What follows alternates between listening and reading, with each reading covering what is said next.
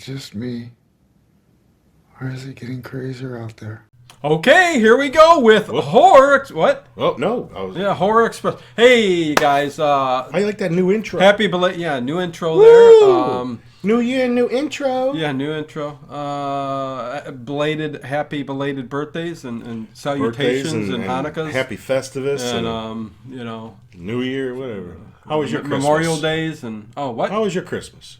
Christmas was fine. We haven't convened since Rare Exports. Yeah. Everybody else pounds them out. We take the weeks off. Yeah. That's what we do. Go have a family. So we're back. Get a job. We're back. We've got some movies to start doing every week again. Movies. Also got some. I'm going to put a special video up separately for trivia nights are coming back. I think I'm going to start doing them Saturday nights. I think I'm going to start with Halloween and go through the entire Halloween franchise, just like I did Friday the 13th. You're like, why? People like it. So, why? But coming up the Let's Halloween do one on Tuesday, kills. man. I'll stump them. But you'll stump them, huh? I remember... Stump them, rump them. Did you ever play Star Wars Trivial Pursuit? Yeah. I remember we were playing, me and two friends. Nobody. Two of the three were, including myself, were big Star Wars fans. Yeah. And I remember the first question, and I was kidding because I was like, okay, anybody who, even if you don't know the Star Wars movies, you know the answer to this. I was like, name the actor that played Bib Fortuna. Oh, God. And, yeah, I knew. I would have lost already. I don't know the name.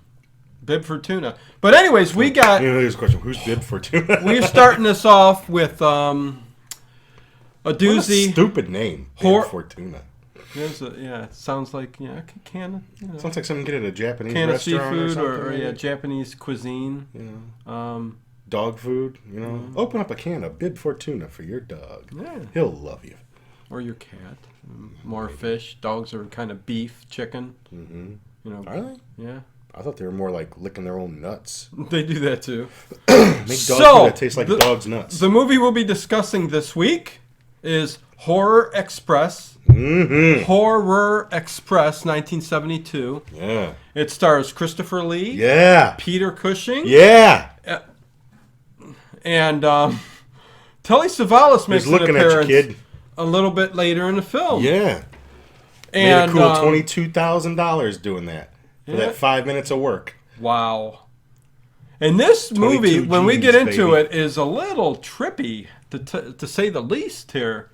Good. It's European. It's a Spanish production. Yeah, let me put things over to Ted, and he can kind of explain the synopsis of the movie, because this was Ted's pick this week. I think he was getting back at me for what do you mean getting back at you? This is a good movie. Ted loves this film, but I hate it. But I'm on the verge. I was on the verge of hating it. You're going to be in the minority once the comments start. Everyone's going to chew you up alive. This movie, man. This movie was... good. Great, even. I felt, Felt what? There were some characters, man. Christopher Lee was... He was Christopher Lee. He was fantastic. He's always fantastic. But Peter Cushing... was fantastic. He was a pitiable character. He was... I felt sorry that he didn't have the strength that I seen in every other Peter Cushing film that was out there. This one, he's walking around going... I'm gonna nail him on that. This one, he's going, oh, well, Professor Saxon. Oh, I mean, he's just... and I don't even want to say nothing bad about Peter Cushing because he's such an icon. But why? Let's turn it over to Ted. All right. Synopsis of the story. Yeah. The Thing on a train. Wrong. That's it. The Thing on a train. Well, you're getting an episode here where we can kind of like... This is almost like a debate kind of thing. It's an alien life form. Well, right. That can inhabit other life forms. Through their eyeballs. And drain you of your memories and knowledge. Not like The Thing, but more like a vampire movie. Well, drains you of your... and adds it to its own collective knowledge. And it becomes a... So this who's the monster, who's not the monster. as it is concealed. So this is your Dracula on a train. It's not Dracula, it's the Thing on a train. Oh. And the story begins with Christopher Lee. Takes place in 1906 in China. Yes. He's an anthropologist. Manchuria, Szechuan, Manchuria. Szechuan chicken Manchuria. Yeah. And Give he me some sweet and sour. discovers an artifact, a frozen, primitive ape-man hybrid. Not a hybrid, but just a primitive. Yeah. Do I save the point that I want to make about the prehistoric thing until later on because it involves something that happens later in the film? I don't know. I'll just throw a fact out there. Then we'll continue this later on when we speak. He says this fossil human ape thing is 2 million years old. Well, this is what he says. That's for the I know he says it's 2 million years old. Well, maybe it is. I don't know how he knows that. There were not dinosaurs back 2 million years ago. Well, that we know of. Well, science tells us that he we're didn't not. find a dinosaur. He found a primitive man. Right, but what was under the microscope towards the last scenes under there? Well, that's not what the primitive man. Okay, saw. we'll talk when we get to it. You're confusing things in the film. I'm not. I'm gonna bring this all around. Okay, yeah, we'll discuss it when we get to it. Primitive man, and he's transporting it back to I think from China to Russia. I think they're headed to Russia on this. Yeah, on this train from Russia with love. Now that's a good movie. Amen to that. Man, that's my favorite James Bond movie, From Russia with Love. Yeah, my favorite. It's a good one. No gadgets, like no crap, straight up spy shit. There's no Sean Connerys I don't like, but yeah, that's a good one. But anyways, yeah, go ahead. And the thing on a train. So they're carting it to the train, and there is some hijinks that ensue in the train office. Brushing of teeth? When Christopher Lee's he plays character Professor Saxton. Yes. And he's trying to get his ticket, and the guy doesn't want to give him a ticket. I think this is the Wicker Man on a train. No, it's not the Wicker Man on a train. It's the Thing on a train. Oh. Everyone's going to agree with me. Okay. And let us know down below. Don't you like when Peter Cushing does show up? And he just, flashes a few bills to the guy. He gets his ticket, and Christopher Lee just takes his umbrella and knocks everything off the guy's desk. And, because, at the train station at the beginning. Because he refuses to, offer the guy a bribe to get on the train. And for some reason, they didn't want to give, the guy there didn't want to give him because they're all corrupt. It's a corrupt government, corrupt system. And did not want to give him a ticket. He wouldn't have gave Peter Cushing one either unless he, gave him that money. But prior to that happening, there's the crate there, and everyone's looking at this crate. What's in this big crate? And there's this Chinaman. He must be a thief. I think his name's Ching Pao. I don't know what Kung Pao, Ching Pao. I don't know what the hell his name is. Ching Pao. But we don't see what happens to him. But he ends up dying, and there's this really wackadoo Eastern Orthodox priest. Yeah, you got his name written down there because I've seen this movie. It's hard to pronounce, but it's Father Pujarda. I can never remember his name. And as soon as I see him, hopefully I can pop an image here real quick. As soon as you see him come into frame, Robert De Niro. You think? It's Robert De Niro. It's Robert De Niro. It's Robert De Niro. You take that hair off and he doesn't look like Robert De Niro. He's been in other pictures. I looked at him as soon as he appeared and he's like this. Never once looked like Robert De Niro. That's you'll look at him again and you'll go, holy hell, Robert De Niro. I'm gonna do it. I'm gonna try. Yeah.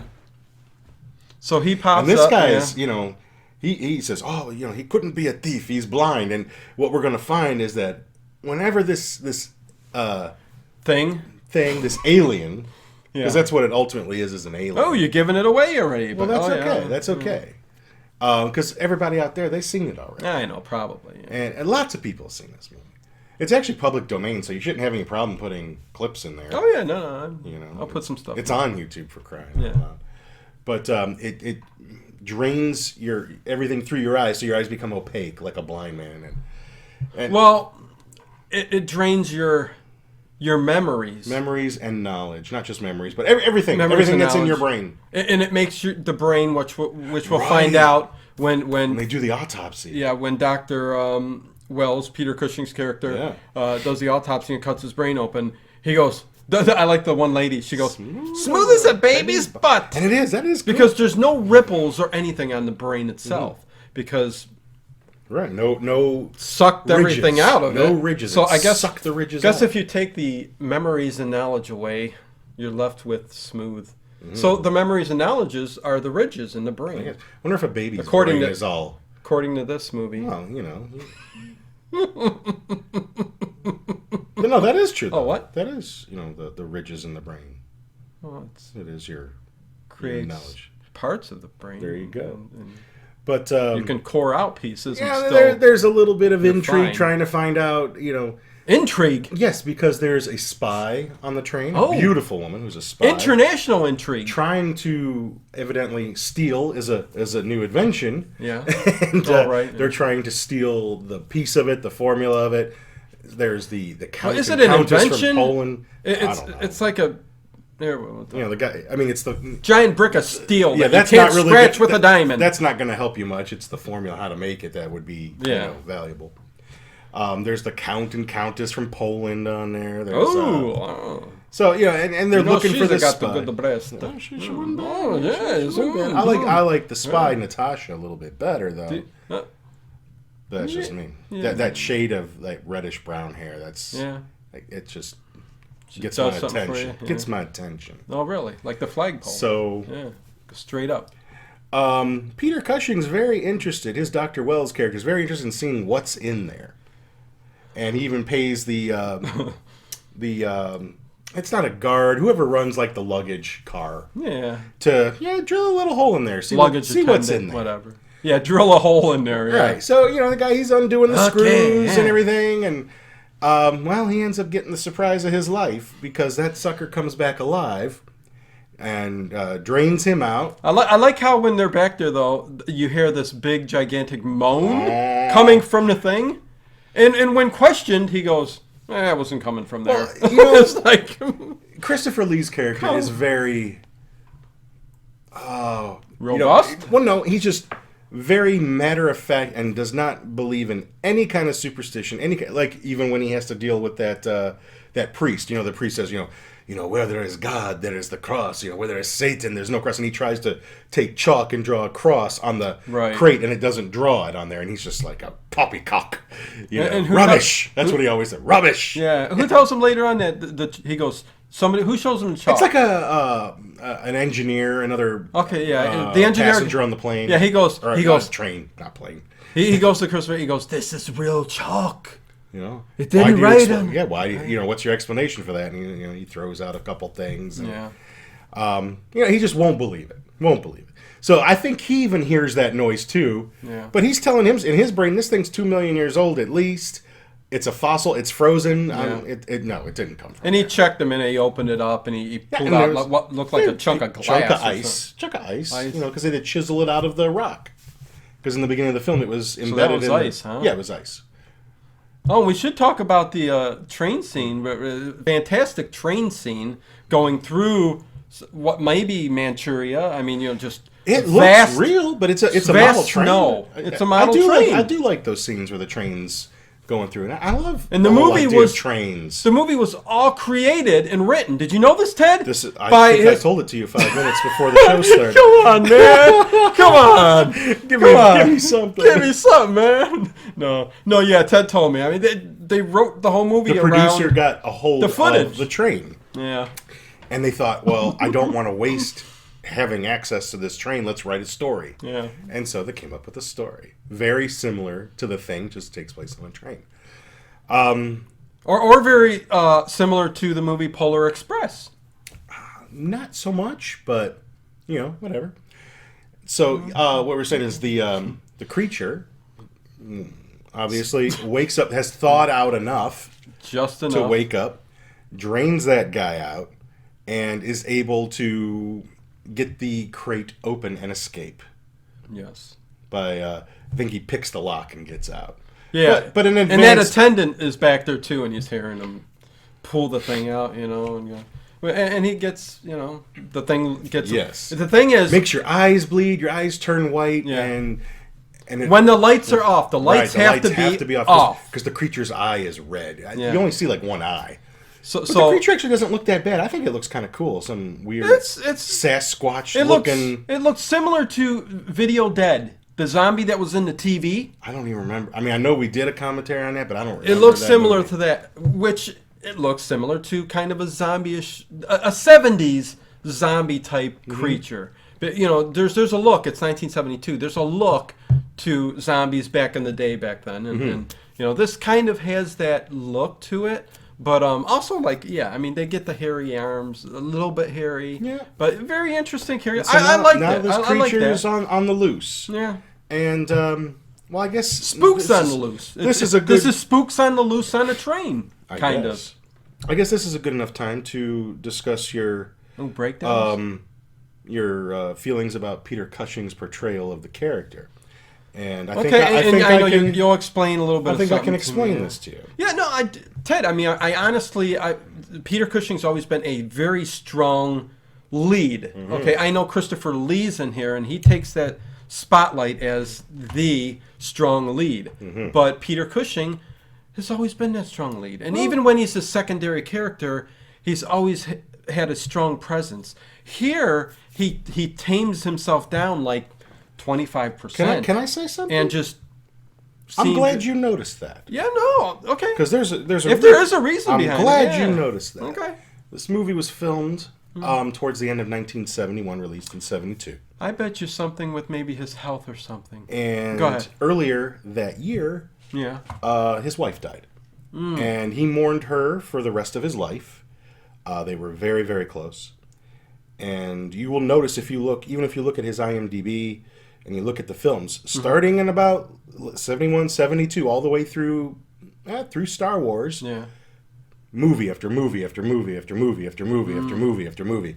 Whereas before, several movies, but not like that period of time. And he had arrived on set to stay busy. Okay.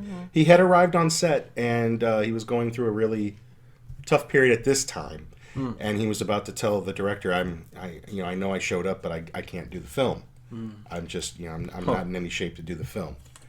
And they were really nervous about losing him because it was a real coup to get Peter Cushing, Christopher Lee, the two Hammer icons. This is not a Hammer film, but it's a, going to be a European horror film released, in Europe and in America. And they got Telly Savalas to boot too. So they were a little, worried to lose him.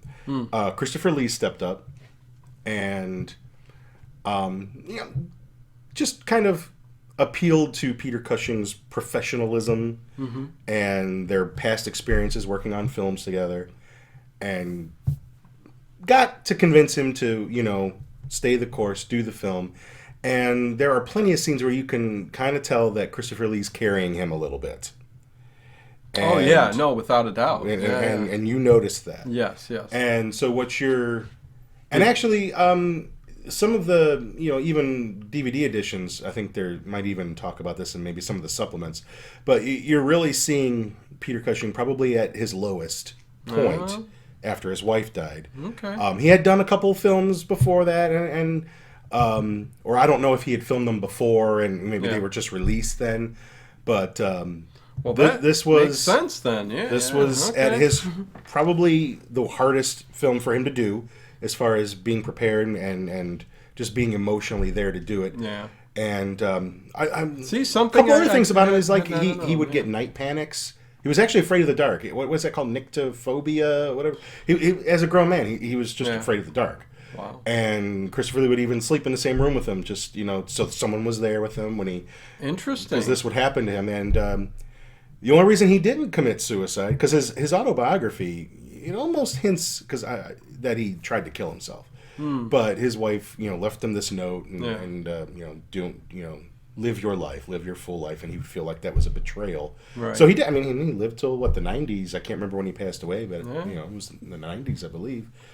And, and he did live a long life. Never, obviously never remarried. There's plenty of interviews with him where he says, after my wife died, it's just my heart's not in anything anymore. I'm just whatever I'm doing it to keep busy, to forget, to keep my mind off of it.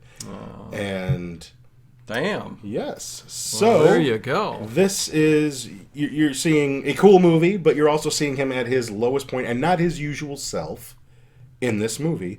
And you can see that Christopher Lee kind of carries him a little bit through it. And there you go. So it's actually kind of cool that you noticed it. Yeah, no. It's good that you picked up. I mean, of course. Now you might think about the movie a little bit. Ted would know the story behind Christopher Lee and Peter Cushing. You know, matter of fact, even his, I don't know how many autobiographies he has, but the one that I have, it ends when his wife dies. After the death of his wife, that's when his autobiography ends. Wow. And in his way, he felt like his life ended at that time, too. Really? Yes. That's so interesting, man. And anybody that knew him said he mourned her. Yeah, so did they. I remember I even have an issue of, the Monster magazine you can buy now, Scary Monsters. I buy every issue. Comes out 4 times a year. Right. And it does. there was an article It's quarterly. that someone had written about the opportunity they got to visit Vincent Price on the set of a movie called Madhouse, and Peter Cushing was in that movie. Mm-hmm. And it was like knew someone who knew someone, and he got to spend some time with Vincent Price. Good for him. And he had asked, I'd love to meet Peter Cushing as well. Yeah. And in the article, the guy says, he was going to take him to go meet Peter Cushing, but he's like, you know what? His wife died a while ago, and this was actually like 3 years. Wow. And he wouldn't take him like to where Peter was. Because he probably knew, when Peter's by himself, he doesn't want to be, himself. And that's so he what didn't get do. a chance to. Oh. So, yeah. I guess that was as good a point as any to bring that part up. Yeah, no. So yeah, I mean, continue on with the movie and the character. Creatures on the Loose. There's a police captain on board. Yeah, there's several characters. But it mostly just becomes who's the creature, where's the creature? I mean, the creature's like on the outside of the train. Yeah. Which I would have been a cool scene. I thought that was kind of cool. But if they could have showed a scene like just of a creature of on top of the train, that would have been neat. Yeah, but it was a model.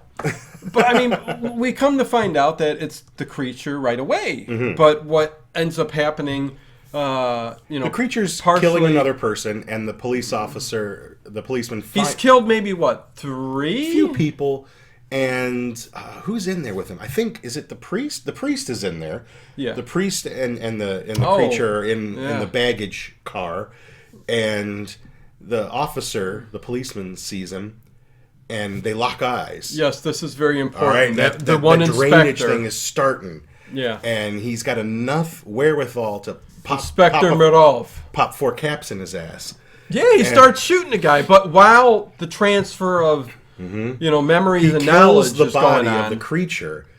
And what we're going to find is this alien can't exist outside of a physical form for very long. It has to go into another body. Right. A la Star Trek, this alien being, which would have been cool if they had a la Star Trek, this like glowing red thing. But then you don't get the who's who for a little while, and what you get, they don't give you much. So what you get is the creature dying, and then all of a sudden, Inspector Mirov, if I'm saying that right, it doesn't matter. Doesn't matter. It's a good Russian name. Yeah. It ends up becoming the alien creature. Right. We don't know that at first. Right. Meanwhile, the preacher sees everything that's going on and is just evidently completely renounces God, Jesus, and all that, and says, "I'm following this thing." Satan. He says it. Satan. Yeah. Hey, now it's that I see what's going on, I'm following Satan because it was very. I think that actually happens a little bit later, but yeah, that ends up right. Yeah, but the cop ends up waking up. Yeah, and he looks a little dazed. He's asking a couple of questions that once you've seen the movie before, if you watch it again, you get why he's asking these questions, because he's in a new body and doesn't really know what's going on. Good thing nobody noticed the hairy arm. He keeps that hidden. But even when he woke up, it was like he under looks the down. blanket. Yeah, you see him look down, but we don't get to see the arm yet. Yeah. And it doesn't make a whole lot of sense that his arm would be that way. No, it doesn't. I think it's just for the audience. Unless it's cut him in the woodshed. What's that movie again? Blood on Satan's Yeah, Claw. blood on Satan's Claw, where they have the little patch of hair Right. from the. Right. But anyways, yeah, go ahead. Poor Linda hated that one. She had to donate her eyebrows, and that was her flesh. No, She gets to give Behemoth the eyebrows. Behemoth.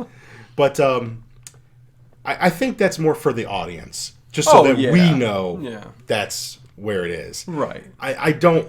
Otherwise, it doesn't make any sense. I think it's just there as a cue so that we all know. And it doesn't become as scary. I mean, the hairy arm, I think people might not know right away. But see, now we know right away. I think now, really, it's Rosemary's Baby on a train.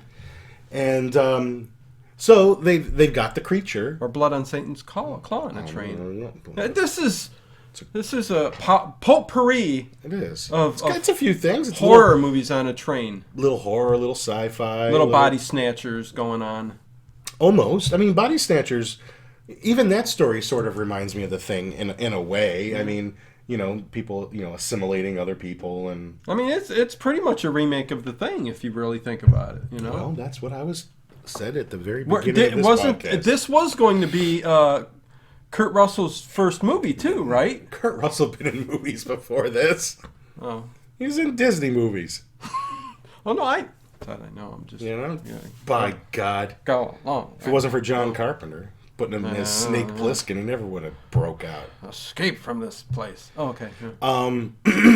And they get the idea, they want to start examining the body of this primitive man, and they get the eyeball. eyes. They take the eyeball and eyeball out. Okay. And that very kind of gory little. There's little moments of gore in this film that you wouldn't when expect. the eyeball and the needle goes into the eye. Now I'm gonna point out something else. Even though I love the movie, and this is where I gotta bring something up. But go ahead. Well, go ahead. All right. Well, maybe you won't have to after I'm done. Okay.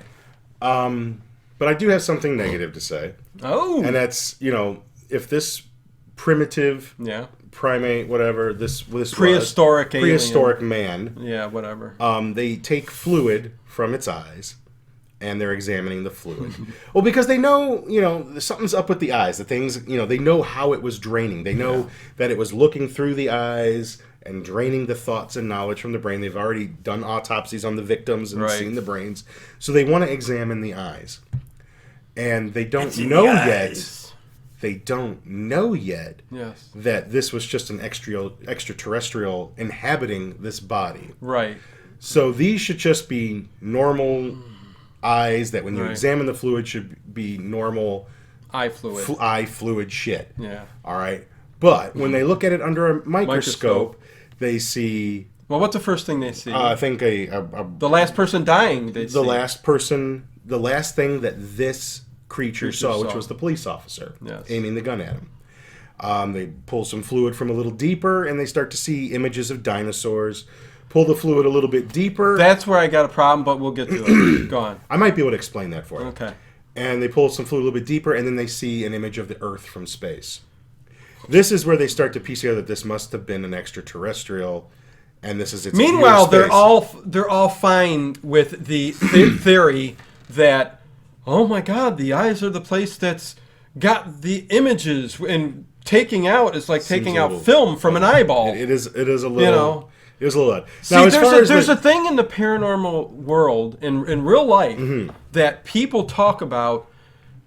Everything, everywhere, is constantly imprinting time on objects, such as stone, the door, like this hat, the walls, metal, anything that's around is imprinting energy, which we all consist of, and imprinting these, in our eye fluid, periods of time.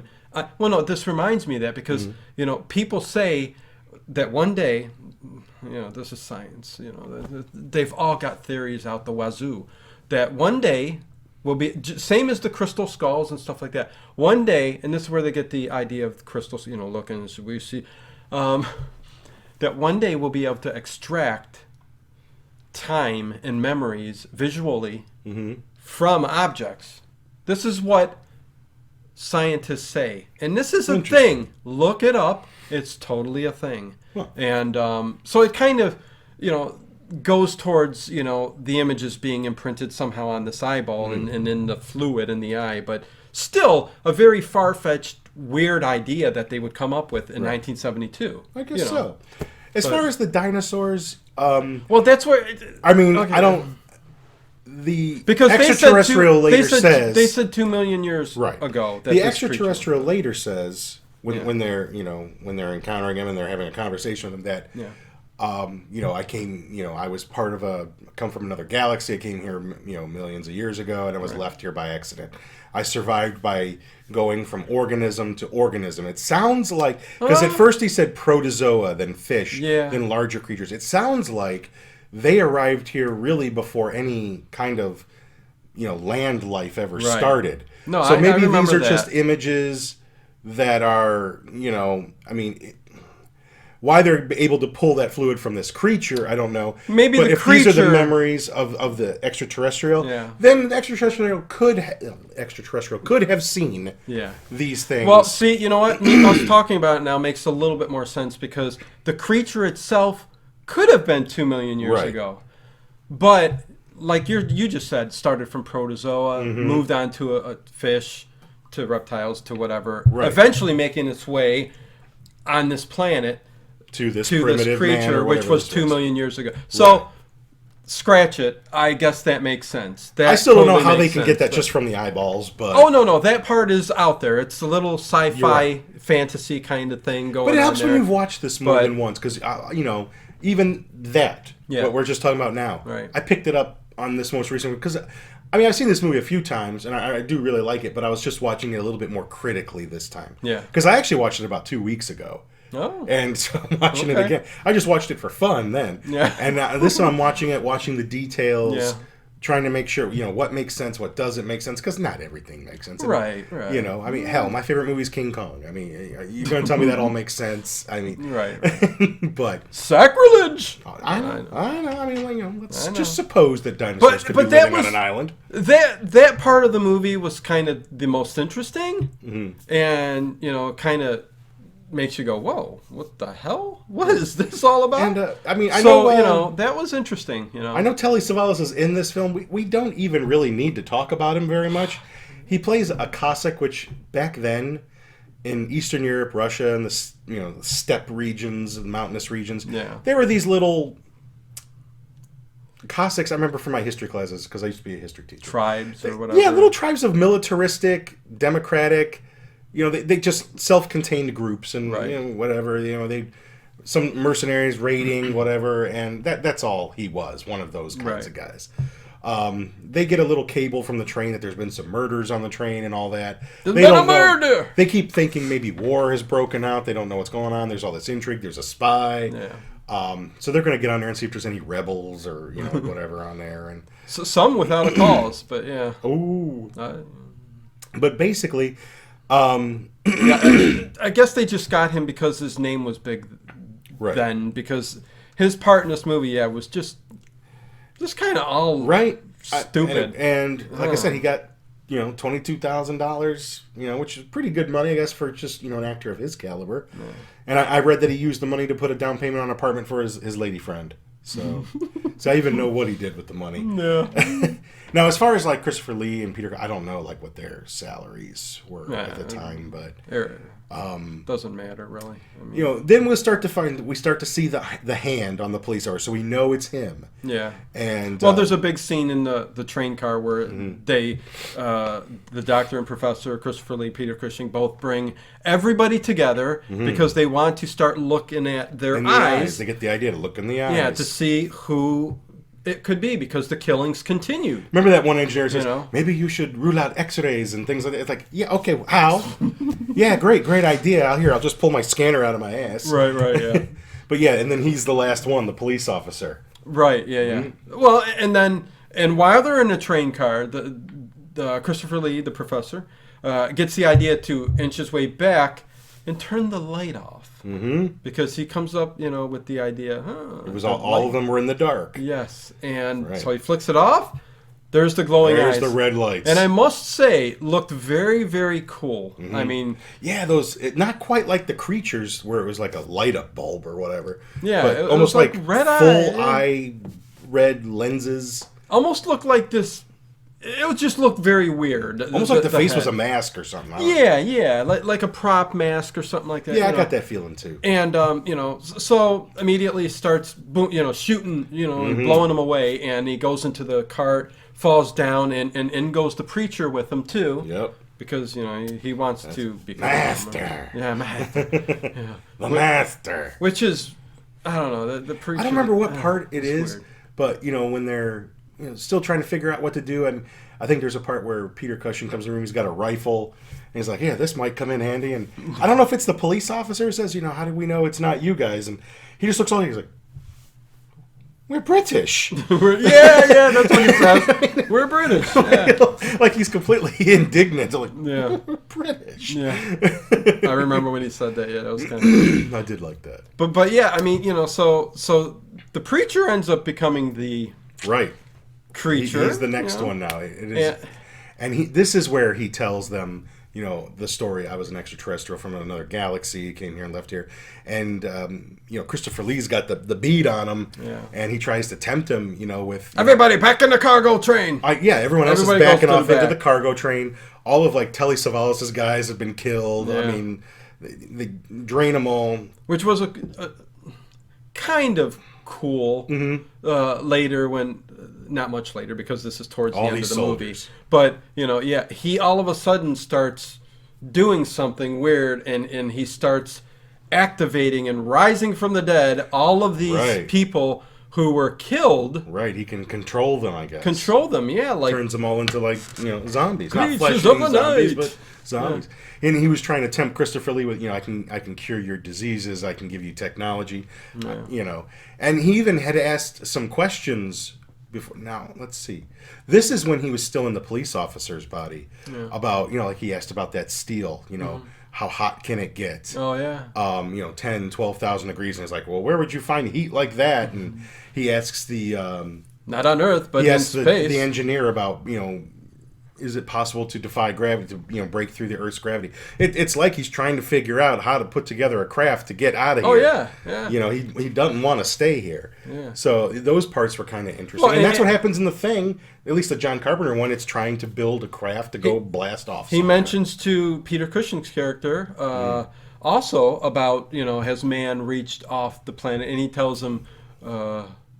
How does he say it? I think that's the engineer. Isn't that the engineer? Is it the engineer? And he says, no, but any day now. He mentions one of his that's the funny part. He says, any day now. Rockets, which wouldn't come for many years. So I mean, totally goes towards the point that you're trying to make with trying to get off the planet, Right. But and that was in John Carpenter's Thing. It was trying to, when he was inside Wilford Brimley, he's trying to make another ship to leave the Earth. Yeah.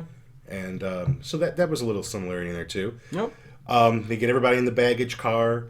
They're desperately trying to uncouple it because they have used the radiograph. Yeah. I can't remember who did it off the top of my head, but they send by Morse code to the next train station to switch. Yeah, to do the whatever that thing's called. I can't remember. It's got a name. I can't remember what it's called when they switch the track. And, because there's a dead end that way. It's just a sheer drop. Yeah, they're switching it to direct it to another off track, which ends up being a short track that goes off a cliff, a gigantic cliff. And the priest now, and I like how they were bantering back and forth. They're going, "Why would they do that? Everybody in the train's going to die. Is it war? Is it war? It was war." And they go, "It must be war. Must be war. It must be." And the priest, who now has the alien inside him, he had killed the engineer, so he's kind of knows how to drive the train, but just not fast enough to stop the damn thing before it goes off the cliff.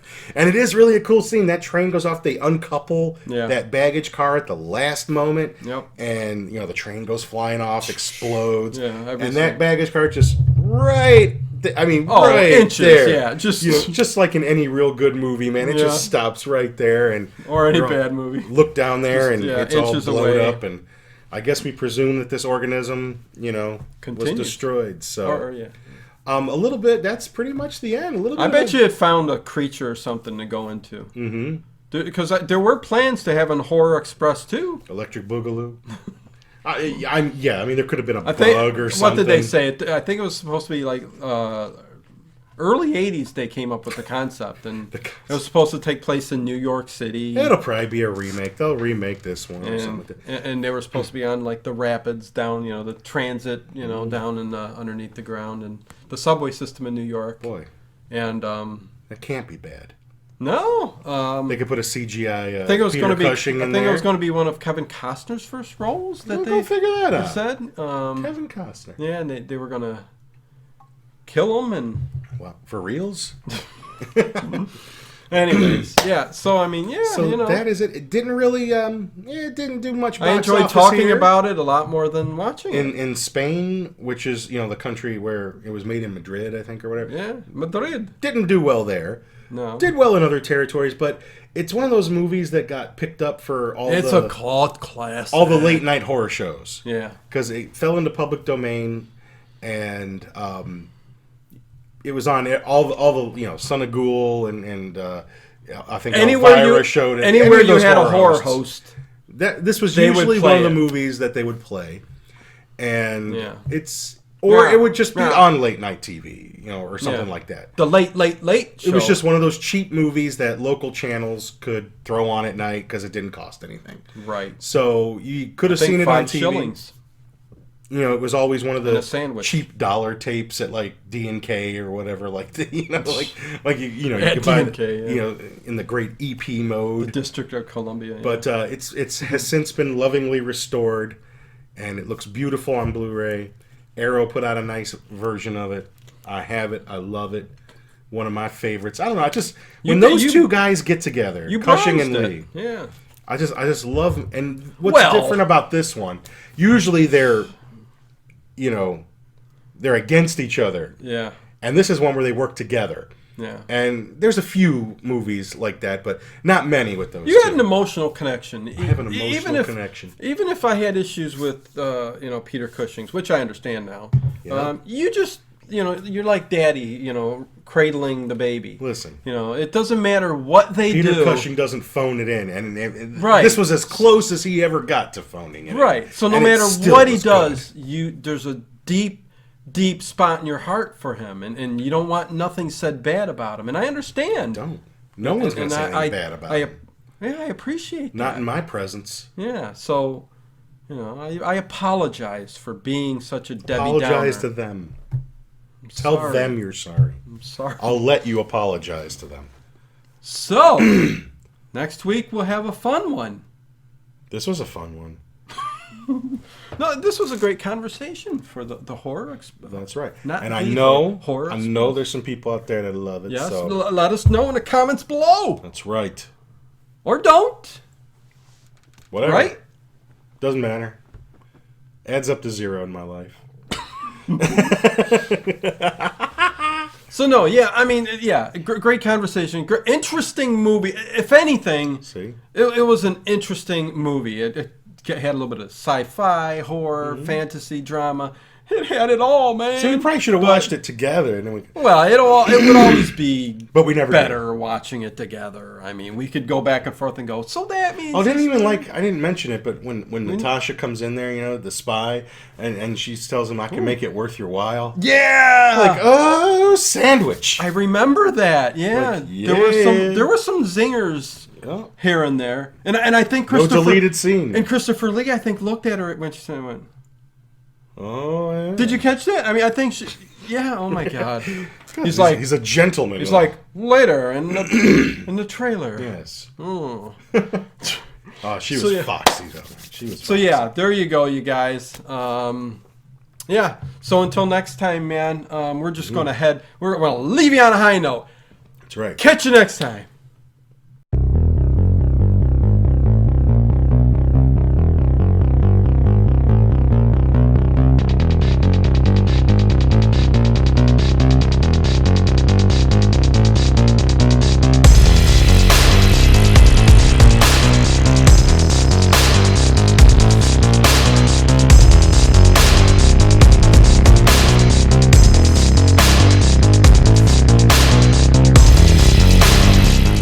Is it just me? Or is it getting crazier out there?